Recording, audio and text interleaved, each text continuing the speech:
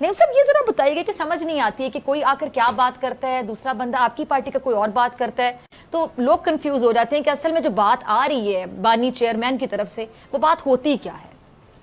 بہت شکریہ. دیکھیں پہلی بات تو یہ ہے کہ خان صاحب کے حوالے سے منسوب کی یہ خبر کہ وہ کسی طرح اسٹیبلشمنٹ کے ساتھ بات کرنے کے لیے انہوں نے 3 رکنی کمیٹی بنا دی ہے, تو کوئی ایسی بات نہیں ہے, کوئی ایسی صداقت نہیں ہے. انہوں نے 3 رکنی جو کمیٹی بنائی ہے, اوور آل جو یہ بات کی جا رہی تھی کہ وہ کوئی بات کریں, بیٹھیں یا کسی چیز کے اوپر بیٹھ کے ایک لائے عمل ہو کہ کیا آپ چاہتے ہیں اور کیسے آپ ملک کو آگے جو ہے اس صورتحال کے اندر لے کر جا سکتے ہیں, تو اس معاملے کے حوالے سے انہوں نے ضرور کہا. اب دیکھیں اس کے اندر جو چیزیں دیکھنے والی ہیں وہ کیا ہیں. وہ دیکھنے والی یہ ہیں کہ اس وقت جو ہے مینڈیٹ چھینا گیا ہے عوام کا, اور وہ مینڈیٹ جب تک واپس نہیں کیا جائے گا کوئی بھی کیسی بات آگے بڑھ سکتی ہے. اسی طرح اگر آپ دیکھ لیں تو عمران خان کی جو ساری زندگی ہے وہ رول آف لاء کے لیے ہے, کہ ملک کے اندر قانون کی بالادستی ہو. تو ایک بندہ جو قانون کی بالادستی کے لیے جنگ لڑتا رہا ہے اس کے اوپر بے شمار مقدمات بنا دیے گئے. آج آپ دیکھیں تو میں نے ایک ٹویٹ کیا تھا کل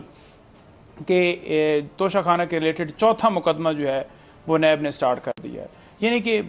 ہم دیکھتے تھے کہ کوئی کسی کا ایک جرم ہوتا ہے, اگر کوئی بندہ ایک بندے کو مرڈر ہی کرتا ہے, کوئی بندہ اگر کسی کے ساتھ کوئی زیادتی کرتا ہے تو اس کے اوپر ہمیشہ کوئی بھی کرمنل کارروائی ہوتی ہے, وہ ایک ہوتی تھی. لیکن یہاں پر کیا ہے جی, الیکشن کمیشن نے ایک الگ اس وقت جو ہے کمپلینٹ درج کرنے کا کہا تھا جب خان صاحب کو 3 سال سزا سنائی گئی تھی. ایک نیب کے اندر توشہ خانہ کا کیس چلا جس میں 14 سال سزا ہو گئی. اب دیکھیں پھر ایک کیس جو ہے وہ سٹارٹ ہو گیا توشہ خانہ کے ریلیٹڈ, اور آپ یہ دیکھ لیں کہ جب 17 سال سزا ایک مقدمے کے اندر سنائی گئی ہے تو اس وقت تک ابھی تک ریاست جو ہے اس کو تسلی نہیں, اور وہ مزید مقدمات بنانے کے در پہ ہے کہ کسی صورت وہ اپنی بات سے, اپنی موقف سے وہ پیچھے ہٹیں, ڈیل کریں یا جو بھی راستہ اختیار کریں, باہر چلے جائیں, جو بھی کریں تو وہ ہمارے ساتھ بیٹھیں اور اس بات کے اوپر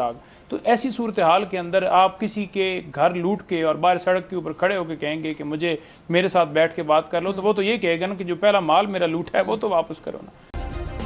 سبسکرائب کریں اور بیل دبائیں تاکہ کوئی خبر رہ نہ جائے.